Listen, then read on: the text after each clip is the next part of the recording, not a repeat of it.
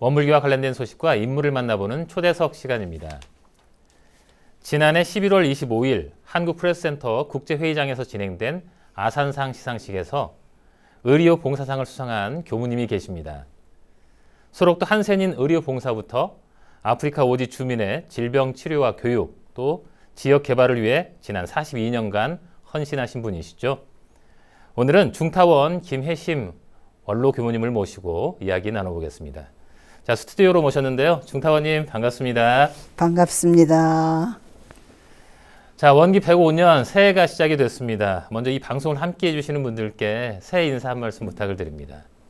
새해를 맞이하여 시청자 여러분 그리고 원음방송을 사랑하시는 모든 분들께 새해에는 더욱 건강하시고 모든 소망이 잘 이루어지시고 국가가 더욱 발전하는 새로운 그러한 시점에서 우리 모두 행복하기를 기원하겠습니다. 31회였습니다. 아산상 수상을 하셨는데 진심으로 축하를 드립니다. 이 정주영 아산재단 설립자의 뜻에 따라 어려운 이웃을 위해 헌신하신 분들께 수여되는 상이 바로 아산상인데 지난 42년간 아픔과 빈곤이 가득한 이 척박한 땅에서 한평생 의료 봉사를 위해서 헌신하신 우리 약학 박사 김혜심 교무님께서 바로 의료 봉사상을 수상하셨습니다. 자, 먼저 소감부터 여쭙고 본격적인 이야기를 나눠볼까 합니다. 아산 큰 상을 받게 되어서 무척 영광으로 생각합니다. 하지만 저와 함께 주변에서 또 뒤에서 국내외에서 함께 해주신 모든 분들 또 아프리카 청소년들에게 꿈과 희망을 심어주신 모든 분들께 이 상을 함께 나누고 싶습니다. 네. 자, 우리 교무님은 우리 교단 의료봉사 활동의 바로 거목이라고 표현해도 될 것 같은데요.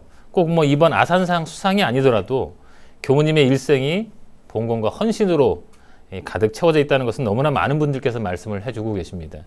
자, 우선 가장 앞선 의료봉사였었던 소록도 활동부터 여쭤보겠습니다.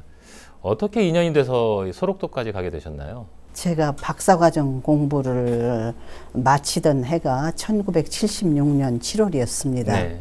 그런데 그 해에 5월 17일 날 조선일보에 그 한 면이 다 소록도 그 기사로 나게 됐어요. 그런데 그때만 해도 지금부터 한 40여 년 전이니까 굉장히 우리나라도 살기가 어려웠지만 네. 소록도 그 한센병 환자들이 살고 있는 곳은 더욱더 어려운 곳이고 낙후된 곳이고 그런 곳이었는데 그 신문 기사에서 의료 인력이 많이 부족하다고 그 어려운 참상이 사진과 더불어서 난 것을 볼 수 있었습니다. 네. 그때 마음속으로 한번 가봐야 되겠구나 방학 때 그렇게 했는데 그 해 이제 박사과정 공부가 다 수료가 되는 때였어요. 그래서 네. 이제 8월 달부터 가서 여름방학에 한 달만 좀 가서 있다 와야 되겠다 생각한 것이 그 해 가을 겨울까지 해서 12월 말까지 그 소록도에 봉사활동을 하게 됐죠. 인력이 많이 부족하기 네. 때문에 가서 정말 필요한 곳에 손을 함께 할 수 있는 그러한 곳이었다고 생각됩니다. 8년 동안 계시면서 소록도도 많이 변화가 됐죠? 네, 차츰차츰 그렇게 되고요. 우리가 일주일에 한 번은 그 가정을 이루고 있는 소록도에는 8개의 불악단위처럼 되어 있습니다. 네. 동서남북하고 이제 또 독신자들이 살고 있는 곳하고 해서 그렇게 생활하고 있는 곳에 다 거기에서 근무하는 분들이 결연이 돼 있어요. 그래서 한 번씩 가서 그 사람들이 살고 있는 그 동네에 무슨 애로점이 있나, 뭘 좀 도와드리면 되겠나, 이렇게 해서 가니까 그 사람들의 그 힘든 거, 어려운 점, 이런 거를 쉽게 우리가 직원들하고 같이 공감하면서 같이 해결해 나가는 네. 그런 분위기로 이끌어가고 있었고요. 저는 또 이제 교단의 출가자로서 교무가 되어서 맨 처음 소록도 갈 때는 참 반대도 많이 하셨지만 결국 이제 제가 꼭 한번 교단적으로도 관심을 가져야 될 분야라고 설득을 해드리고 그래가지고 개척 교화 순교의 그 사령을 받고 네. 왔기 때문에 제가 공휴일이라든지 또 틈나는 시간이 있는 때는 녹동으로 배를 타고 건너가 가지고 그 아무 집이나 가서 방문해서 그 사람들하고 이 얘기 나누고 원불교에 대해서 이 얘기 나누고 이렇게 하고 또 시간이 있는 때는 또 고흥까지도 저희가 출장을 해서 마침 그 소록도 병원장이신 신정식 원장님 고향이 고흥이세요. 그래가지고 그 연로한 부모님이 고흥에 계셨기 때문에 가서 찾아뵙고 또 이야기도 들어드리고 그러면 또 할머니들을 많이 불러갖고 네. 오셔요. 저기 원장 그 어머님 친구분들을 그러면 같이 독경도 하고 원불교 이 얘기도 해드리고 네. 그러면은 저희들한테 올 때는 쌀도 챙겨서 이렇게 네. 싸주시고 그렇게 해가지고 온 것들이 기원이 돼서 이제 그때는 참 그 어린이 그 훈련을 많이 했어요. 네. 그래서 원불교 교학과 그 학생들을 초빙해가지고 인근 고흥군에 있는 어린이 그 훈련, 여름 훈련을 놨는데 체육관을 빌려서 그렇게 네. 하면은 그 체육관 관장님이 봉고차로 아이들을 다 실어다가 이렇게 해주고 네. 그래가지고 신양리 같은 곳에서는 물론 출가 가족이 한 가족이 나와 있기도 하지만 신양리 전체를 다 입교를 시켰어요. 그래서 예. 그때 한때 제가 입교시킨 그 숫자가 한 500여 명이 넘었거든요. 그래서 교단에서 상록수 상도 한번 네. 받기도 하고 그런 적이 있었는데 그때는 젊으니까 30대 초반이니까 네. 굉장히 좀 혈기왕성하고 또 열정이 좀 있는 때라 아무 집으로 모르는 집 들어가서 얘기 나누고 지금 하라고 아마 못할 것 같은데 지금도 그때는 가능하실 것 같아요. 그렇게 용기가 좀 나서 교화에도 상당히 활기가 띄어지고 해서 결국 나중에는 고흥의 출장법회도 봐서 야. 지금 현재 고흥교당이 생기고 예. 나중에 후에 이제 녹동교당까지 해서 이렇게 세 교당이 같이 어우러져서 교화 사업도 하고 아무튼 참 재미나게 활동했던 것 같습니다. 야, 이렇게 열심히 활동을 하시고 그리고 이제 교우님께서 아프리카의 빈민국인 에스와티니, 지금은 이렇게 불리지만 그 당시에는 스와질랜드라고 불렸던 걸로 기억을 합니다. 이 까풍아로 아주 호련히 떠나셨어요. 대학에서 좋은 여건으로 계실 수도 있었을 텐데 스스로 이렇게 머나먼 오지로 또 향하셨습니다. 그때가 언제였습니까? 그리고 까풍아는 또 어떻게 알게 되신 거죠? 대학에 있으면서 전국 청운회 연합회 담임 교무를 초대 겸직하면서 대학과 겸직하면서 맡은 때가 있었거든요. 네. 그래서 이제 전국 청운 회원들의 결집과 또 도덕 발양 운동과 대사회 봉사 활동을 목적으로 하고 있었는데 그래가지고 한 것이 도덕 발양 운동을 계속하고 그 다음에 대사회 봉사 그게 네. 기독교로 말하면 YMCA 같은 활동을 네. 교단에서 하고자 했어요. 네. 청운회에서.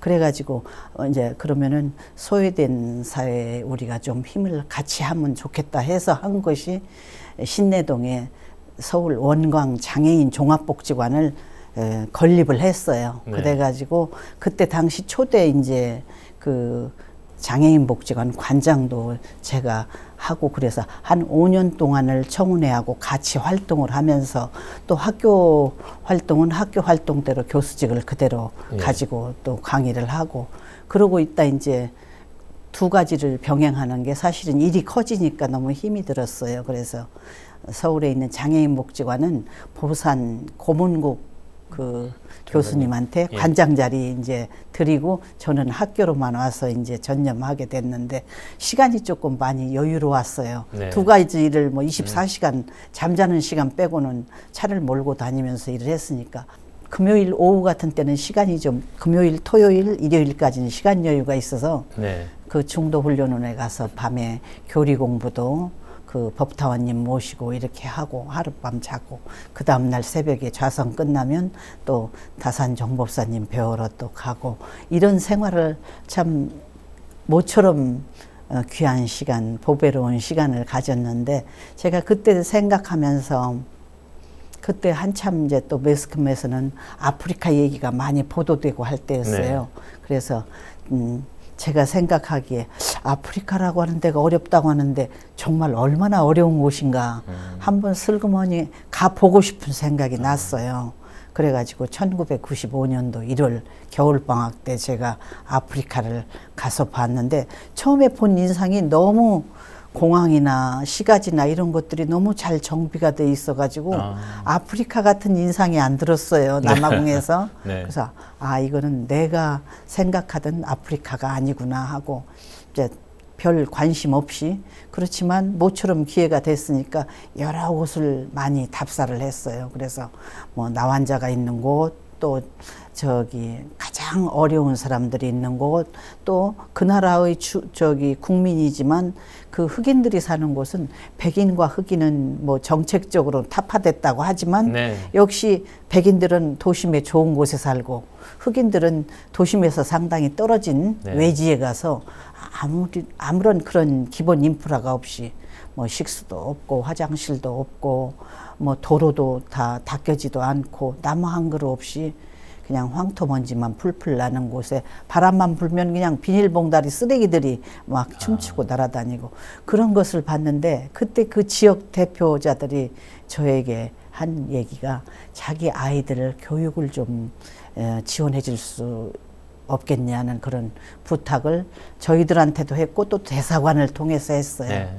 그래서 생각을 해보자고 하고 저희가 그때는 처음 일이기 때문에 어떻게 해야 될지도 아직 모르겠고 그래서 생각을 해보자고 하면서 이제 한 45일간 머물렀어요. 네. 다 둘러보는 동안에 여기에는 정말 손길이 필요하구나. 저희가 사실은 처음에는 남아공에서 활동하게 된 것이 아프리카 전반적인 나라가 쉬운 세 나라예요. 네. 근데 쉬운 세 나라 중에서도 남아프리카 공화국은 비교적 인프라가 좀 되고 네. 좀 아프리카 나라 중에서 교두보적인 역할을 네. 하는 곳이라 베이스 캠프는 역시 그곳에 치고 사방 53개 나라 필요한 곳으로 갈 수 있겠다는 그런 생각으로 갔는데 아프리카에 가서 생활하다 보니까는 마음 같지 않아요. 저희들 계획같이 이렇게 차근차근 이렇게 계획 세워서 네. 할 수 있는 것이 못 돼요. 네. 뭐 하루 사이에 간판을 붙이고 나니까 간판도 어디로 없어져 버리고 이걸 어떻게 해야 되나 이렇게 생각을 했는데 또 한번 바꿔 생각해 보니까 이러한 곳이기 때문에 우리의 손길이 정말 필요하지 않은가. 네. 간판이야 새로 하나 만들어다 붙이면 될 것인데 네. 그렇게 하고 시작을 해서 한 3년 됐는데 느닷없이 또 이민국에서 공문을 한 장 받았는데 너희 비자 연장이 안 되니까 1998년 그러니까 저희가 공식적으로 들어간 지 3년 만에 12월 31일까지 이 나라를 떠나라고는 그런 느닷없는 공문을 받고 너무 어이가 없었죠. 제가 생각해 보니까 로마에 가면 로마법을 따르라고 그랬는데 이게 지금 남의 나라이기 때문에 네. 저희가 아무리 그 사람들을 도와주기 위해서 갔지만 저희들은 그 약자적인 입장이에요. 그렇죠. 취약해요. 법으로 네. 보호받는 그런 네. 것이라든지. 그래서 이 나라 법을 따르자. 그렇게 하고 이제 그 해 12월 31일 날 이제 들어오게 됐죠. 그래갖고 1월 1일 날 도착이 됐어요. 좀 처량했죠. 근데 그 3년 동안 남아공에 있으면서 그 옆 나라 스와질랜드 지금 그 나라에 약품이 부족해가지고 그 병원에서도 환자 치료를 할 수 없다고 하는 그런 이야기를 대사관을 통해서 들었어요. 그래서 네.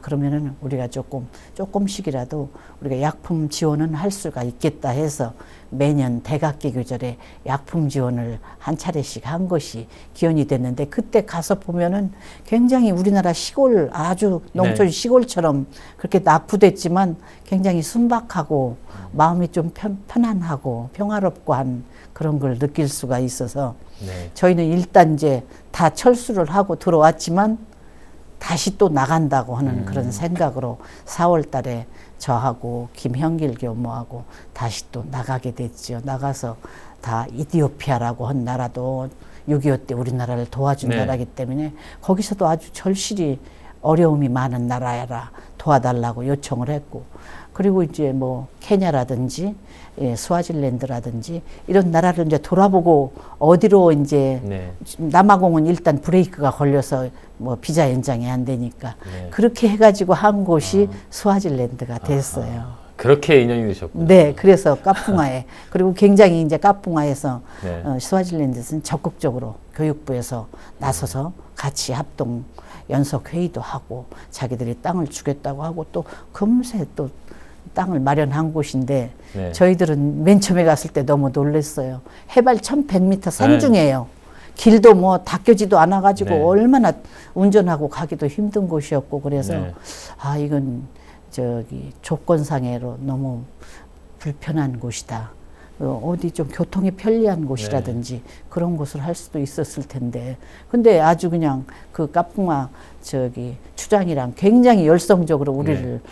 이제 오게 하려고 그렇게 했었는데 또 한편 생각해 보니까 그렇게 어려운 곳 해발 1100m나 되는 사람이 뭐 왔다 갔다 하는 것도 일반 교통편이 없기 때문에 네. 힘든 곳이니까 누가 거기를 올 수 있겠는가 생각해 보니까 그래도 우리가 낫겠어요.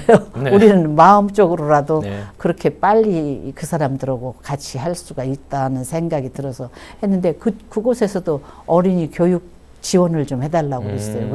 그래서 생각해 보니까 어린이 교육시키는 거는 우리나라가 앞섰다고 볼 수가 있잖아요. 그렇죠. 그래서 그거는 뭐 그렇게 큰 어려움이 아닐 것 같고 아이들을 잘 교육시키면 이 아이들이 커서 그 네. 나라의 주인공이 됐을 때는 그 나라가 또 주권을 찾을 수가 있을 것도 같고 그래서 그거는 할 수 있겠다고 하고 시작한 곳이 까풍아였습니다. 마치 뭐 소설 한 권을 읽는 듯한 영화 한 편을 본 듯한 이야기가 너무 흥미진진하게 이어지는데 이렇게 인연이 돼서 까풍아를 가셔가지고 거기에 보건소를 세우셨어요?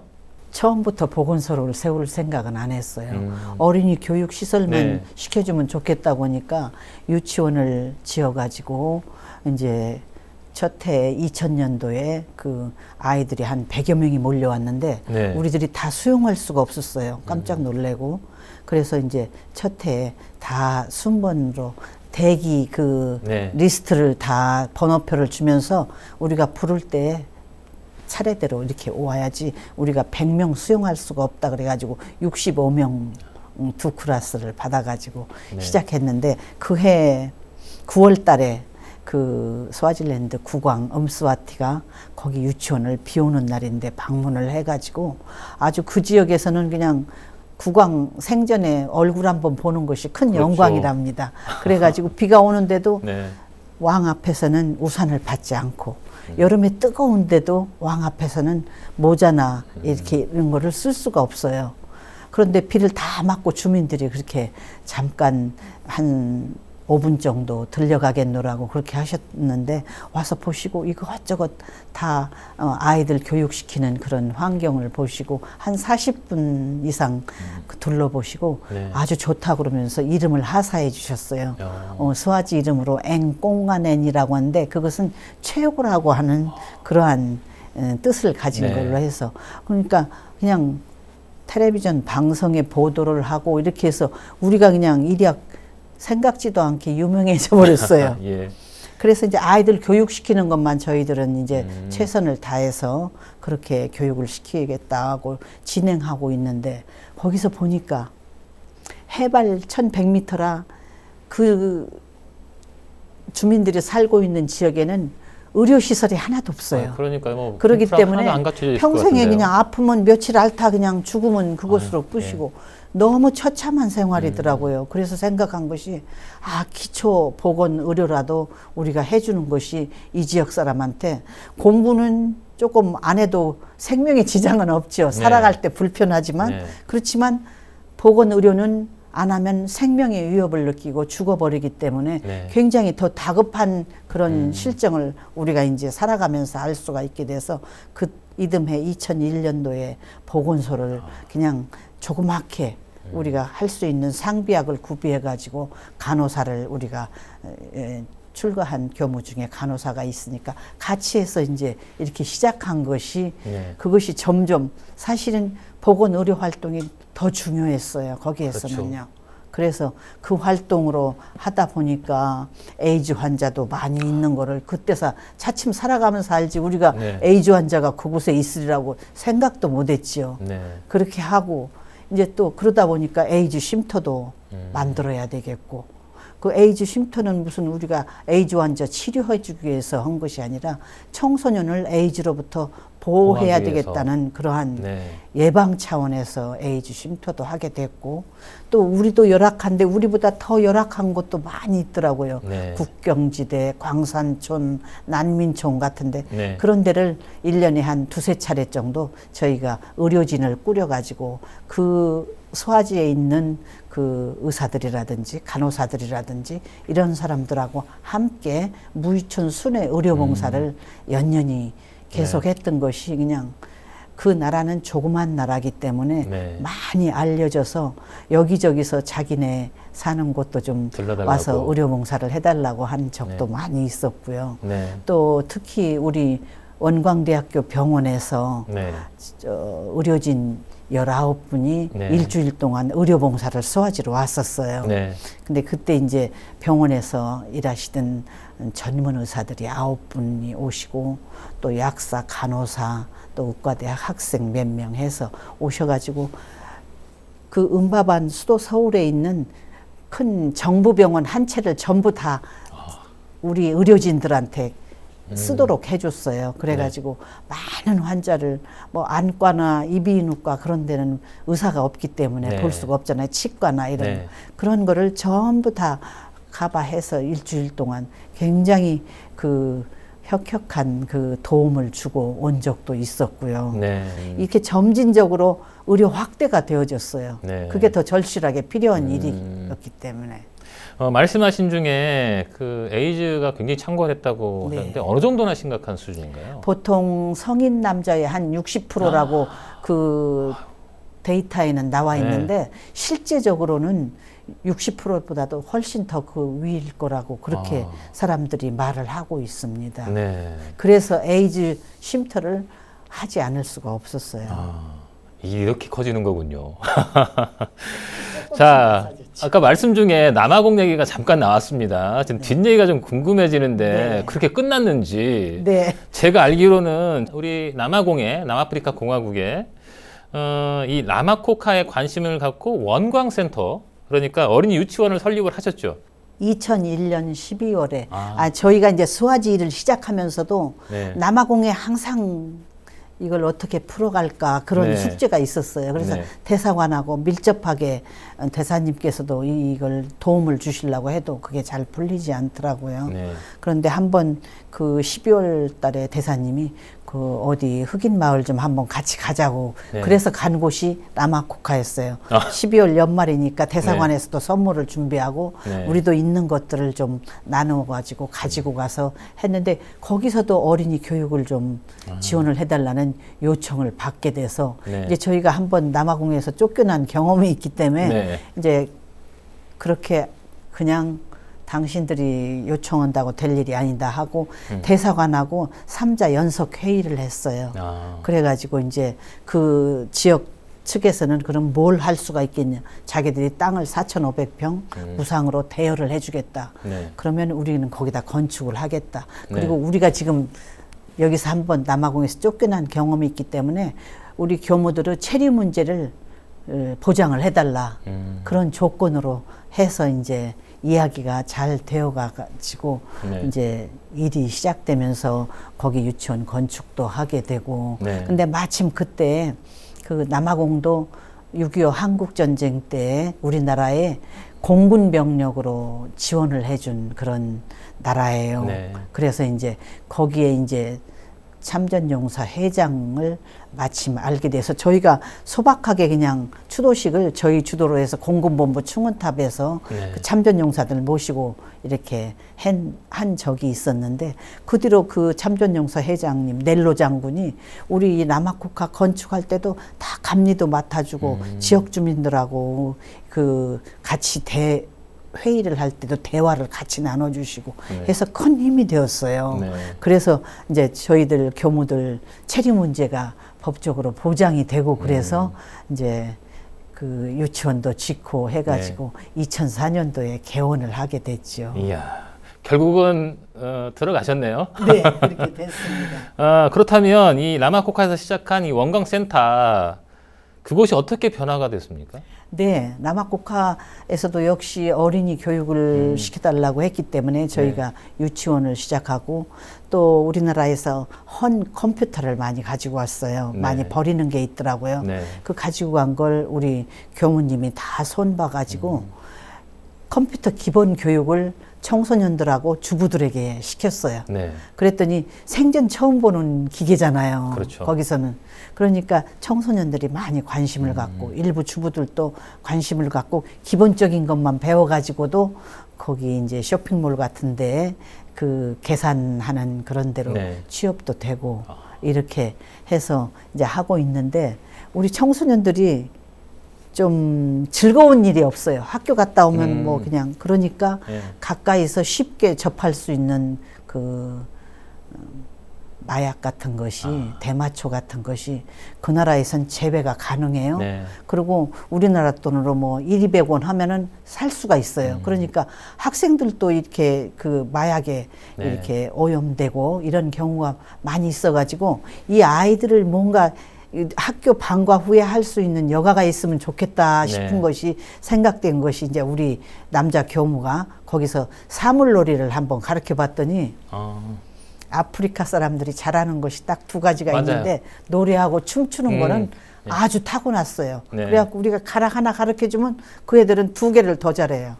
그렇게 해서 얼마나 신명나요. 신명나게 그렇게 사물놀이를 하고 하니까 즐겁고, 또 이 애들에게 뭔가 좀 정신적으로나 아니면 신체적으로 성장 단계에 있는 청소년들을 좀 잘 보살펴주고 싶다는 그런 생각이 들은 것이 태권도에 눈을 뜨게 됐어요. 그래서 2004년도에 개원하면서 2005년도 1월부터는 청소년들에게 태권도를 가르치기 시작했어요.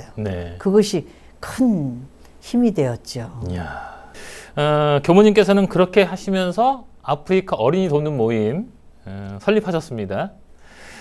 현지 법인 대표이기도 하시죠?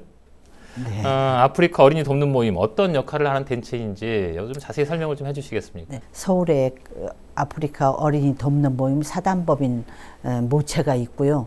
현지에서는 또 현지 법인을 설립해야 우리가 법적인 보장을 받으면서 활동할 수 있기 때문에, 스와질랜드에서도 똑같이 아프리카 어린이 돕는 모임, 현지 법인, 또 남아공 내에서 아프리카 어린이 돕는 모임, 현지 법인 해서 그 법인에서 1년 동안 활동한 거를 국세청이나 그 나라 정부에 전체 다 보고되게 돼 있어요.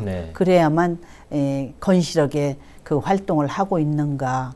또 돈도 말하자면 한국에서 지원을 받아가지고 한 경제적인 해결은 어떻게 하는가, 이런 것이 다 검사를 하는 그런 낙후된 아프리카지만, 그런 면에서는 굉장히 또 앞서서 그걸 따지더라고요. 그래서 그런 활동을 중심으로 해서 우리가 활동을 하니까 더 조직적으로 활동할 수 있는, 저희는 내실을 기할 수 있는 기회가 됐고, 스와질랜드 같은 경우는 코이카 지원을 저희가 10년을 받았어요. 그래가지고 사무총장님이 와서 전체 심사를 하는 중에 전체, 그러니까 복합적인 복지를 해나가는 대표적인 성공 케이스라고 아주 저희 칭찬도 받고, 앞으로 코이카에서 지원하는 NGO들은 이런 모습으로 현지에서 같이 생활하면서 나가는 것이 좋겠다고 하는 그런 걸로도 저희가 인정을 받아서 대통령 상도 받은 적이 있고 그렇습니다. 그렇다면 아프리카 어린이 돕는 모임 혹시 뭐 참여를 하고 싶거나 도움을 좀 주고 싶다 하실 때는 어떻게 참여하면 됩니까? 저희들이 많은 사람이 참여하는 것이 필요하고, 꼭 많은 돈을 우리가 돈이 있는 사람이 이렇게 도와주는 것이, 그것이 중요한 게 아니라, 우리가 꼬마 어린이들은 한 달에 3,000원, 5,000원 용돈 전략해가지고 그걸 넣어주기도 하고요. 보통 일반적으로 10,000원, 또 나는 어떤 아이를 한번 결연해가지고 네. 꾸준하게 개인적으로 도와주고 싶다고 하는 분들은 후원 결연을 해가지고 네. 뭐 1년에 뭐 30만 원, 한 달에 3만 원씩 그 아이에게만 지원을 해주는 경우도 있고요. 네. 그래서 이 문호는 열려 있고요. 지금 현재 한 1,200명 정도가 CMS 회원이 돼가지고 네. 정기적으로 월 10,000원씩이나 5,000원씩이나 이렇게 도와주고 계십니다. 그래서 CMS 회원이 일반 회원이 되는 거죠. 네. 그래서 그렇게 하고 지금 저희가 내년부터는 이제 좀 요즘은 다 핸드폰 시대가 돼서 편리하게 돼야 되잖아요. 네. 그래서 핸드폰으로도 후원자 가입을 할 수 있게끔 그거를 지금 준비하고 있는 중이고, 그래서 우리가 많은 돈을 막 나는 돈이 없어서 못 도운다 이렇게 생각할 일은 절대로 아니고요. 네. 내 용돈 중에서 그 일부를 네. 쪼개가지고 그 아이들을 돕는다 하면은 그것이 더 큰 의미가 있죠. 그런 걸로 네. 참여하시면 참여 폭은 넓게 열려 있습니다. 네. 부담 갖지 마시고 그냥 아프리카 어린이 돕는 모임을 기억하셔서 네. 연락을 주시면 될 것 같습니다. 네. 자, 이렇게 많은 일들을 하고 계시고 지금도 열정적으로 활동하고 계십니다. 교무님께서 세우고 계신 다음 계획은 또 뭔지가 또 궁금해져요.